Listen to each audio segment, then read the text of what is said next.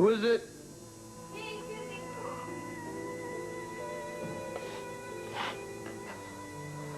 All right, Susan, come on in. Hi. Hey. I was going to call first, but I figured Kristen would be gone by now. Yeah, she left a little while ago. What's the matter? Did Kristen say something to upset you? Brian, something's going on, I know it. Wendy was acting really odd whenever Kristen's name was mentioned, too. Brian, please tell me. What's happening? Susan.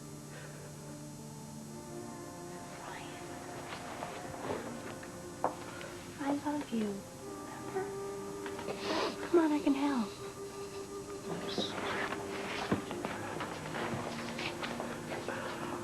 I just don't know how I can tell you this. Brian, something is tearing you apart. Please tell me.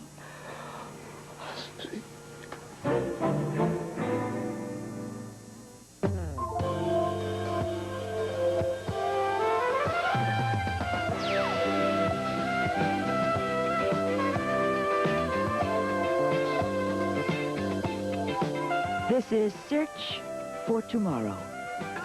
Susie, there's no way you're not going to find out. So I have to tell you. Find out what? Brian, you're scaring me. It's Kristen. What about her? She's pregnant. Pregnant? No.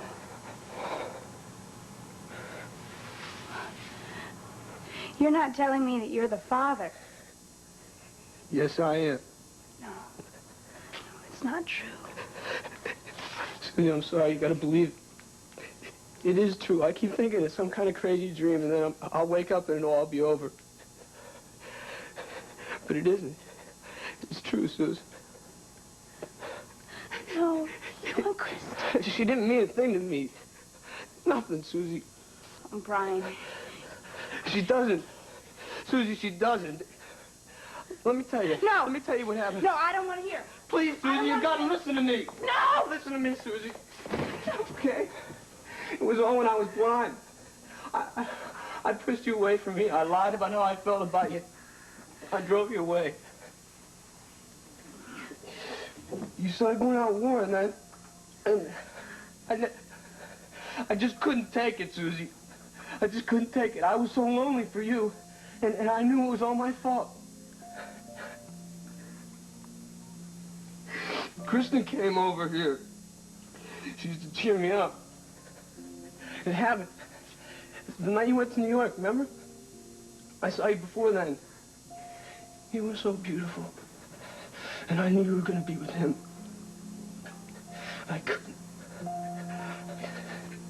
Kristen came here. It was late.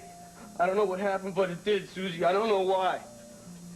Once, that's all, Susie. It's once. I don't know where my head was at, but because of one time, my whole life is falling apart.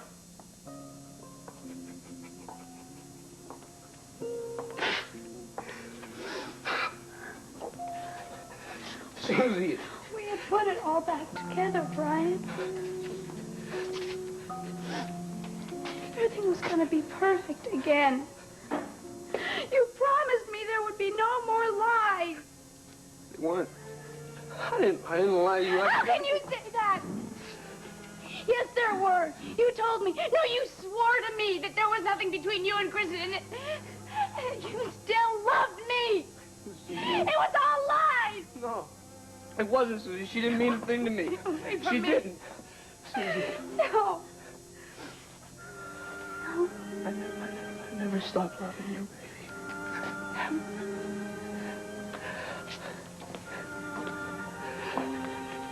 Susie, I don't love her.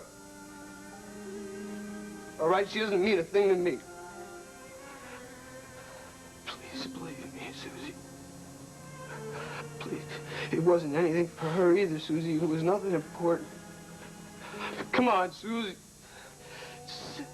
sit down and talk. Talk to me, Susie. Susie, you get her to listen to me. Please, Susie. Susie, I love you.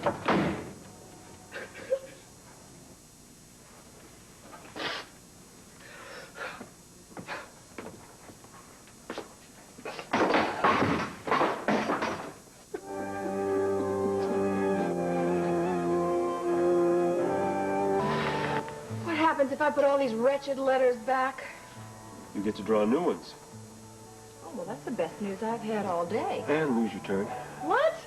That's not fair. Darling, I don't make the rules. I merely abide by them.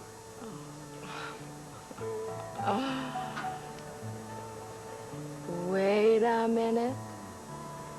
Wait a minute. I got it. I got it. Those monkeys. Those monkeys I can't pronounce. M-A-C-A-Q. Macaque? U-E. Macaque. Are you aware that the Q is on a triple letter score? Yes, I am aware. I win, I win. You win, you win. I'm going to need a pocket calculator to add it up. Yeah, well, you know what I'm going to do to celebrate my victory? No, what? Send you back to work. Oh, no, no, no, no. I'm going to get a rematch here. Not tonight. Listen, it was awfully sweet of you to come home early, hold my hand. But I am not going to be responsible for you neglecting your work. I'm the boss, remember? I can overlook my own absence. I can't overlook it. I can't quite shrug off weird phone calls and attempted burglary either. But I can certainly try and deal with it. That's what I'm going to do. Okay? Enough of this, you.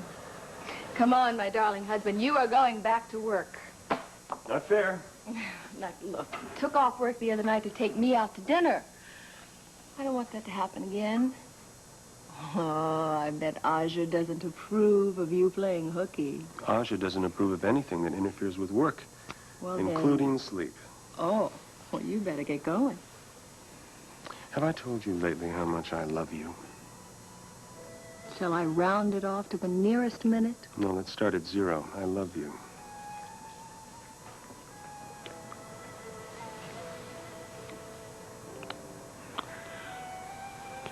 I'm pretty crazy about you, too. I have an idea. Why don't I go fix you a little early supper? That way you can go back to work without any interruptions? Is it too early for you to eat? No. No, it's never too early for supper. Would you like your favorite? Grilled cheese and mustard? Grilled cheese and mustard. I'll go tell Jim. Wait a minute. What?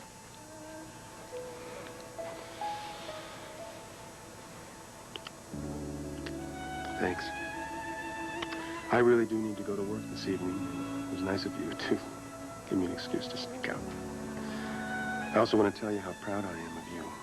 It's terrific to see you so confident again. If not just a little too cheeky about your prowess at word games. Oh. Well, I don't want you to worry about me anymore. I really am going to be fine. Despite what your father says. Well, I wouldn't exactly call it a progress report. We haven't made too much progress in finding Sissy or Roger Lee, but the wheels are in motion. Yeah, I know.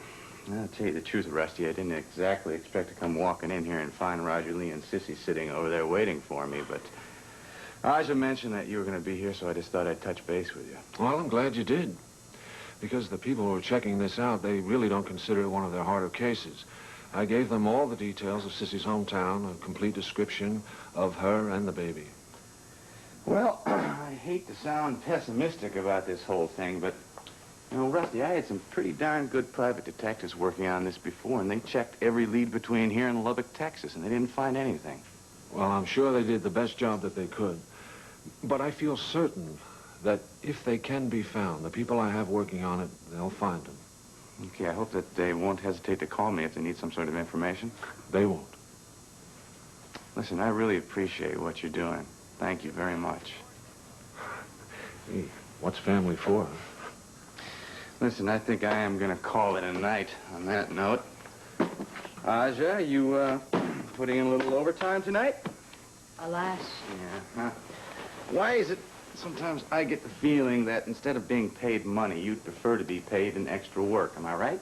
I might be zealous, but I'm not compulsive. Mm-hmm, maybe. Good night, honey. Bye, Lee. Thanks again, Rusty. Glad I could help.